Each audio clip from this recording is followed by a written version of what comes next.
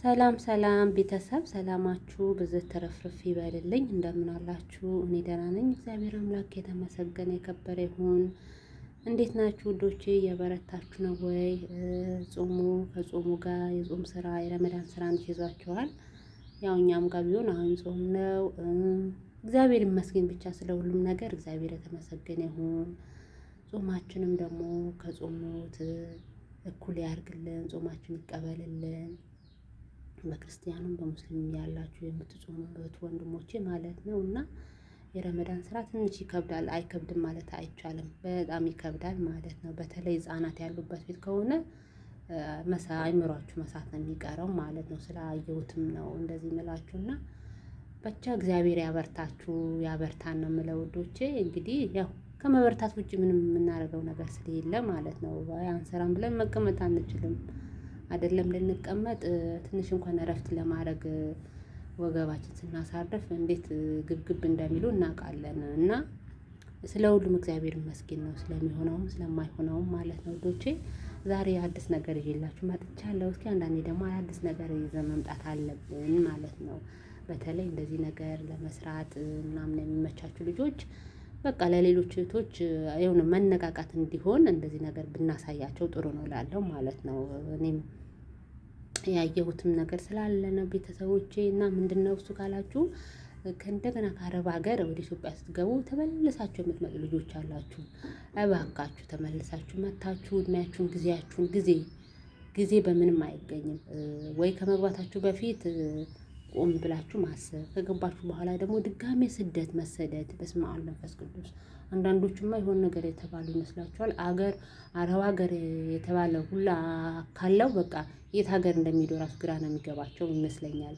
ለምን ሳስብ አንዳንዶቹ ጠጋቢ ሳወራ ራሱ ያልሄዱበት በቃ ከዱባይ እስከ ቤሩት፣ ከቤሩት እስከ ኩዌት፣ ከኩዌት እስከ ኳታር እስከ ሳውዲ ሄደው መጨረሻ ላይ ቤሩት መጥተው ቤሩትም ኢትዮጵያ ገብተው ተመልሰው ወደዚህ የሚመጡ ልጆች አሉ። እኔ እነዚህ ልጆች ጤነኛ ናቸው ነው እንዴ የምለው? ለምን እንዴ ኢትዮጵያ ያለ ሰው እኮ እየኖረ ነው። እግዚአብሔር አምላክ እኮ በቸርነቱ እያኖራቸው ነው። ሞልቶላቸው አይደለም ዛሬ አይደለም በኑሮ ዝቅ ያለው ቀርቶ ኑሮ እንኳን ከፍ ያለለት ሰው እያቃተው ነው መኖር ማለት ነው። እና ስንገባ ደግሞ ማሰብ ነው ያለብን። ለዚህም ከማለት በተለይ አንድ የሁለት ገብተን አይተን ከሆነ ትምህርት መውሰድ አለብን። በአንደኛው እሺ ላናቅ እንችላለን፣ በሁለተኛውም እንደዛ፣ በሶስተኛው ዙር ግን ተመልሰን ወደ ሀገር ስንገባ ትምህርት መውሰድ አለብን። እና ኢትዮጵያም ስንገባ ልክ አረብ ሀገር ስንመጣ ለምሳሌ ዲፕሎማም ኖረን ዲግሪም ኖረን አረብ ሀገር ስንመጣ ዝቅ ብለን ነው የምንሰራው። እስኪ አንዳንዶች ወንድሞቻችን ተመልከቷቸው። አሁን ትምህርት አላቸው ሌላ ያደጉት ሀገራት ለምሳሌ አሁን ዱባይ ምናምን ቢሆን ኖሮ በእርግጠኝነት እነሱ ቢሮ ቁጭ ብሎ ነው የሚሰሩት። ግን እዚህ ሀገር ደግሞ በተማርሽበት ወይ በተማርክበት ትምህርት አይደለም የምትሰራው፣ ጥበቃ ወይም የቀን ስራ ወይም ሹፍርና ነው። እና ዝቅ ብሎ እየሰሩ ያሉ የተማሩ እህት ወንድሞቻችን ናቸው። በጣም እውቀት ያላቸው በጣም ጎበዝ የሆኑ ዝቅ ብሎ ይሰራሉ። አንድም ስራ አይደለም 2 ስራ 3 ስራ 4 ስራ ይሰራሉ። እና በትምህርቴ ስራ ለምን አላገኝም የሚባል ነገር የለም። አረብ ሀገር ላይ አይሰራም። እና ልክ እዚህ ዝቅ ብለን እንደምንሰራው ደግሞ ሀገርም ስንገባ ዝቅ ብለን እንስራ ነው የምለው። ዝቅ ብለን እንስራ፣ የምሬ ነው የምላችሁ። አይምሮችን ለመስራት ማዘጋጀት። ሰው እኮ ኃጢአት ስራ አይስራ በቃ። ለምሳሌ ከእግዚአብሔር ጋር የሚያጣላን የሚያቆራርጠን ነገር አለመስራት፣ ግን እኛ የሚያስከብረን ስራ እስከሆነ ድረስ ማንኛውም ስራ አለመናቅ። ጉሊት አሁን ለምሳሌ ጉሊት እንደ ጉሊት አድርጌ ያመጣሁባቸው እኔ ሁላ ስደረድር ሳነሳ ሰዓት አይፈጅብኝም ማለት አልችልም።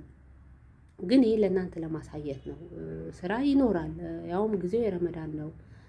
እና ስራ አይኖርም ማለት አይደለም። ግን የሆነ ሰዓት ሳገኝ ለምን እንደዚህ አድርጌ አላሳያችሁም? ይሄ ልብ ብለን ካየነው በጣም ብዙ እንማርበታለን። እና አገር ገብተን ምን እንስራ ብላችሁ ለምትሉት ገብታችሁ ምንም እንትን ላይ ትምህርት ነገር ሳትወስዱ ቁጭ ብላችሁ ጊዜ ወስዳችሁ ሳታስቡ ሳታሰላስሉ ቀጥታ ወደ ስራ ገብታችሁ የምትከስሩ ልጆች በጣም እኔ ማውቃቸው እንኳን አሉ። በጣም ብዙ ልጆች አላችሁ።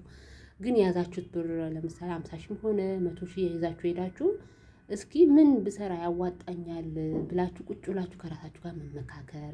እየሰራችሁ እኮ ጎንበስ ብላችሁ እየሰራችሁ ራሱ እኮ የስራ ፈጠራ ይመጣላችኋል። እና እኔ ለምሳሌ እኔ ካርድ መብላት ፈልጌ ከእህቴ ከወንድሜ ልጠይቅ ነው እንዴ? አልጠይቅም። እውነቴን ነው የምላችሁ አልጠይቅም። ለምሳሌ እኔ ከዚህ የሆነ ጊዜ ጥሩ ነገር አላጋጠመኝም። ወዳው እንደመጣሁ አካባቢ ነው ገባሁኝ። የምሬ ነው የምላችሁ ቤት ስውል ጭንቅላቴ ሁላ የሆነ እንትን አለኝ። በቃ እንዴት ነው ያለ ስራ ቤት ቁጭ ምለው? እንዴት ነው ሰዓቱ የሚሄድልኝ ብዬ እያሰብኩኝ እግዚአብሔር ይመስገን ጥሩ ቤተሰብ ካላችሁ የሚመክራችሁ ወጥተሽ መስራት እኮ ትችያለሽ ጎበዝ ነሽ የሚል ቤተሰብ ካለ ትሰራላችሁ፣ ወጥታችሁ ሞራን ይዛችኋል። እና በትንሽ ብር ነበረ ስሰራ የነበረው በ700 ማለት ነው። ግን ፈጣሪ በሚያውቀው ወጥቼ እቤት ስገባ ያለው ስሜት እውነቴን እህቶቼ የራሱ ሲቀበሉ እንዴት ደስ እንደሚለኝ በቃ በር ሳንኳኳ ምናምን መጣች መጣች ይላሉ። እና ያለኝ ደስታ የብሩ ብዛት ሳይሆን የነበረኝ ደስታ አትጠይቁኝ። ወጥቼ መግባቴ ወይኔ እግዚአብሔር ሁላ ምንም ባይደረግልንም ባይሆንልንም እግዚአብሔር ከማመስገን ወደኋላ አንልም። የበለጠ ደግሞ በቃ እግዚአብሔርን በጣም አመሰግነው ነበረ ማለት ነው። ለምን ወጥቼ መግባቴ ብሩ ብዛቱ ሳይሆን ወጥቼ መግባቴ ከሰው ጋር መገናኘቴ። ወጥተን እኮ ስንገባ ስንወጣ ከሰው ጋር እንገናኛለን። የስራ እድልም በዛው ልክ እናገኛለን ዝቅ ብለን መስራት ከቻልን ማለት ነው። እና ዝቅ ብሎ ከመስራት ነው ከፍታ ያለው እንጂ ከከፍታ ላይ ከፍታ አይገኝም። ማንም ከፍ ያለ ሰው ስታዩ ዝቅ ብሎ ሰርቶ ነው በላው ማለት ነው። እና እንደዚህ አይነት ነገር ብትሞክሩ ገብታችሁ የስራ ሞራል ይኖረን እና ሌላው ደግሞ የስራ ሞራል ለመስራት አይምሯችን ዝግጁ ማድረግ አይምሯችን ክፍት ማድረግ እና አይምሯችን ዝግጁ ካደረግን ምንም ነገር መስራት እንችላለን። ብቻ ኃጢአት ስራ አይሁን። ከኃጢአት ውጪ እንደዚህ አይነት ነገር ለምሳሌ ጉሊት ብንሰራ ማንም ምንም ቢለን ደንታ ሊኖረን አይገባም። እኔ የሰው ኪስ ውስጥ ገብቼ አልውሰድ፣ የሰው ነገር አልመኝ። የራሴ ነገር ከሆነ ደግሞ ማንም ምንም ቢለኝ ግድ አይሰጠኝ። እውነቴን ነው የምላችሁ እግዚአብሔር ነው። እኔ አሁን ብገባ እንደዛ አይነት ስራ እሰራለሁ ብዬ አስባለሁ። ለምን ብትሉ ያዝኩት ብር ዝም ብዬ የስራ ጥናት ሳላደርግ ዝም ብዬ መበተን አልፈልግም። ለምን ጊዜ እድሜ መስዋዕት ያደረኩበት ነገር ለምን 100,000 50,000 ብር እጄ ላይ አይኖርም። ያቺን ብር እኮ ዝም ብሎ አይደለም የመጣ እንቅልፍ አተን ብዙ ነገር ተብለን ወተን ወርደን ነው እንጂ ቁጭ ብለን ያገኘነው ብር አይደለም። ለምን 50,000 ብር አትኖረኝም? ያለችኝ 50,000 ብር ልስራ ካልኩኝ በእንደዚህ አይነት ነገር ላይ ነው የማውለው። ለምሳሌ እዚህ ጋር አሉ አትክልቶች፣ ፍራፍሬዎች አሉ። ቃሪያም አለኝ ግን ቃሪያው አላመጣሁትም ፍሪጅ ነው። አሁን ይሄ ሁላ ስደረድር ሳነሳም ሰዓት ይፈጅብኛል። ሰዓት ኖሮኝ ተርፎኝ አይደለም ይሄን ማሳያችሁ። ምናልባት መነቃቃት ይሆነናል። አንድ እህታችን ነበረች እንዲህ ድራማ የምትሰራው እንደዚህ ማለት ነው። በጣም ነበር እሷ ስትሰራ ደስ የምትለኝ። ለምን ኢትዮጵያ ገብቼ እንደዚህ መስራት እችላለሁ፣ እንደዚህ ገብቼ ሰርቼ ከፍ ማለት እችላለሁ ብዬ ራሴ በጣም ነው የማሳምነው። እና መጀመሪያ የራሳችንን እናሳምን። የምር እኔ አሁን ከዚህ ገብቼ ከአረብ ሀገር ከተሻለ ደሞዝ ወጥቼ እንደዚህ ዝቅ ብዬ ልሰራ ብለን አይምሯችን በጭራሽ አናሳምነው፣ ለአይምሯችንም አንንገረው። ምንም ነገር ማድረግ እንችላለን። አነስ ነገር ያለ ነገር አድርገን ስራ መጀመር እንችላለን። ለምሳሌ እዚህ ጋር ሽሮ አለኝ፣ የተፈጨ ሽሮ አለኝ። እዚህ ጋር እንደዛ በርበሬ አለችኝ። እዚህ ጋር ተልባ አለ፣ ሰሊጥ አለ። እዚህ ጋር ቡና አለኝ፣ ፈንድሻ አለ። እዚህ ጋር ደግሞ ስንዴ አለ፣ አቮካዶ፣ አፕል፣ ብርቱካን፣ ሎሚ፣ ሙዝ፣ ቀይ ስር፣ ካሮት፣ ድንች፣ ሽንኩርት፣ ነጭ ሽንኩርት። ይሄ እንደምታዩት በአማርኛ ምንድን ነው የሚባለው? በአማርኛ ዝኩኒ ነው የሚባለው።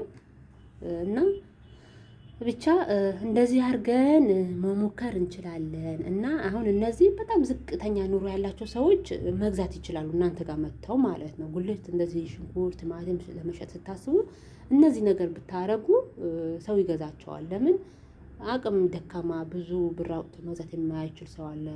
ሩብ ይሆናል የሆነ በመለኪያ ሰፍራችሁ ሊሆን ይችላል። መሸጥ ትችላላችሁ፣ የስራ እድል ትከፍታላችሁ ማለት ነው። እና እዚህ ጋርም ደግሞ እንደዚህ ልክ ጉሊት እየሰራችሁ ጉሊት የሚሰሩ በጣም ብዙ ሰዎች ይኖራሉ። ቡና መጠጣት ይፈልጋሉ። ሌላውም ደግሞ ልክ እናንተ እንደዚህ እንደምትጥሩ ካወቀ መጥቶ እናንተ ጋር ይጠቀማል ማለት ነው። ያን ሰው ደግሞ መጥቶ እናንተ ከተጠቀመ ማለት ሌላ የስራ እድል ተፈጠረ። ከፍ ያለ ነገር ማድረግ ትችላላችሁ ማለት ነው። እዚህ ጋር አሁን ቡና ጠጡ ማድረግ በጎን ለጎን ቡና ጠጡ ማድረግ ትችላላችሁ። ይሄን ስላችሁ ያለው ነገር ሁሉም ነገር መንገዱ ይሳካል ማለት አይደለም። መጣር በቃ መጣር ቢሳካ አሁን ለምሳሌ ቁጭ ብለን ቁጭ ከማለት ምንም የሚገኝ ነገር የለም ቤተሰቦች ከመስራት እንጂ። ለምሳሌ እኔ ካርድ ብፈልግ እንደነገርኳችሁ ከማንም ካርድ አልጠይቅም። ይሄ በመስራቴ ይሄ ስለሰራው ካርድ መብላት እችላለሁ። ይሄ በመስራቴ ፀጉሬ ለማንም አሰራኝ ብዬ የምለምነው አይኖረኝም። ይሄ በመስራቴ በሰራሁበት ፀጉሬ ሂጅ መስራት እችላለሁ። እና ኑሮ ቢከብድም ግን ከኑሮ ጋር መታገል ለመስራት መነሳት ለአይምሮአችን ስራ እንደምንሰራ ማሳመን አለብን ማለት ነው። ውድ ቤተሰቦቼ እና ይሄንን ነገር በዚህ መማር አለብን ስላችሁ በቃ ጎንበስ ብዬ መስራት ለካ እችላለሁ የሚለው ነገር ለአይምሮአችን መንገር አለብን እና እላችኋለሁ ውዶቼ። ይሄንን ማሳያችሁ አገር ስንገባ ረጅም ሰፊ ነገር መመኘት የለብንም። እነዚህ እየሰራን ብዙ ሰዎች እኔ ያውቃለሁ እግዚአብሔር በሚያውቀው ማለት ነው። በጣም ጎበዝ የሆኑ ገብተው ብራቸው ሳያባክኑ ከትንሽ ተነስተው ትልቅ ለምሳሌ አሁን እነዚህ እየሸጣችሁ ትልቅ አትክልት ቤት እኮ መክፈት ትችላላችሁ። የተለያዩ ፍራፍሬ እያመጣችሁ ለሌሎችን ማከፋፈል ትችላላችሁ። ይሄን ማከፋፈል የምትችሉ ግን ጎንበስ ብላችሁ ዝቅ ብላችሁ ስትሰሩ ነው ማለት ነው። እና ይጠቅማችኋል ብዬ አስባለሁ። አገር ስገቡ ምን ልስራ ብላችሁ ከምትሉ እንደዚህ የመስራት አጋጣሚው ፈልጋችሁ ማግኘት አለባችሁ፣ መስራት አለባችሁ። ዝቅ ከማለት ነው ከፍታ የሚገኘው። ዝቅ ብለን መስራት አለብን። እዚህ መተን ዝቅ ብለን እየሰራን ነው። ስለዛ አገርም ላይ ሆነን ደግሞ ዝቅ ብለን እንስራ እና በዚህ አጋጣሚ ነው ግዙኝ፣ አበረታቱኝ። ደግሞ የምር እንዳይመስላችሁ እንዳትንቁ እናቴ እና እላችኋለሁ ውዶቼ። ራሳችንን አናስንቅ፣ ራሳችንን በስራ እናጥምድ። በቃ ለምሳሌ ከዚህ ገብተን አንድ ሳምንት አንድ ወር ከቤተሰብ ጋር ስንቀመጥ ይሰለቻል። ቤተሰብ ግን ትንሽም ሆነች አነሰን በዛ ወተን ስንገባ ቤተሰብ ደስ ይለዋል ማለት ነው። ስራ አንናቅ። በስደት ላይ ስደት ኧረ በስመ አብ በእውነት ይሰልቸን። አንዳንዶቹማ ልምድ የሆነባቸው ልጆች አሉ እና ገብተን ስራ ሳንንቅ ስራ እንስራ፣ ጎንበስ እንበል። እሷማ እንዲህ ነው የምትሰራ ብሎ የሚለን ሰው አያናግረን። ከፈለገ እኔ ጥንቅር ብሎ ይቅርብኝ ያን ሰው። ለምን እኔ መጥፎ ነገር እስካልሰራሁ ስራ በትክክል እስከሰራሁ ድረስ ማንም ምንም ቢለኝ ደንታ አይሰጠኝም ማለት ነው። እና ጎንበስ ብለን ለመስራት እንትን እንበል። በብዛት 2 ሆናችሁ ከገባችሁ ደግሞ ይሄንን ከፍ አድርጋችሁ መስራት ትችላላችሁ። በነገራችሁ ሌላ ነገር መመኘት የለባችሁ። እንደዚህ አይነት ነገር ሰርታችሁ ሌላ ስራ ደግሞ መቀየር ትችላላችሁ ማለት ነው። በተለይ 3 ሆነን ወደ ኢትዮጵያ መንገባ ልጆች የምሬ ነው የምላችሁ፣ በታማኝነት እርስ በራሳችሁ አንድ ለአንድ ወይም እጅ ለእጅ ተያያዛችሁ እንደዚህ አይነት ስራ ብትሰሩ ከዚህ የበለጠ ከፍ አድርጋችሁ ትሰራላችሁ። ትልቅ ደረጃ ይደርሳላችሁ። 3 ልጆች ናቸው እንደዚህ የሰማኋቸው ልጆች አሉ። አንድ ላይ ሆኖ ገብተው ከዱባይ ኢትዮጵያ ትልቅ ሬስቶራንት የከፈቱ ልጆች አሉ ማለት ነው። እና እኛ ትልቅ ሬስቶራንት እንክፈት ማለት አይደለም። ሁሉም ቦታ ይለያያል። ጥሩ የሚከፈልበት ቦታ አለ፣ አነስ ያለ ብር የሚከፈልበት ቦታ አለ። ግን ለ3 ለ4 ሲሆን ደግሞ ነገሩ ይቀላል። በእምነት ስብስብ ብለን እንደ ይህን ለምሳሌ ከፍ አድርገን የአትክልት ቤት ብናደርገው የበለጠ ደግሞ እየጨመርን ነው የምንሄደው፣ እየጨመርን እንሰራለን ማለት ነው። እና እንሞክር፣ ስራ እንሞክር፣ አይምሯችንን ክፍት አድርገን ለመስራት እንነሳ ነው የምላችሁ ውዶቼ። በተረፈ በቃ ጾማችሁን እየጾማችሁ ስራችሁም እየሰራችሁ ያላችሁ እግዚአብሔር አምላክ ኃይሉ ጉልበቱን ያድላችሁ። እኛን ሰላሙ፣ ፍቅሩ፣ ጤናው፣ አንድነቱን ይስጠን። መዋደዱን መከባበሩን ያብዛልን እና የስራ ሰዎች እንሆን።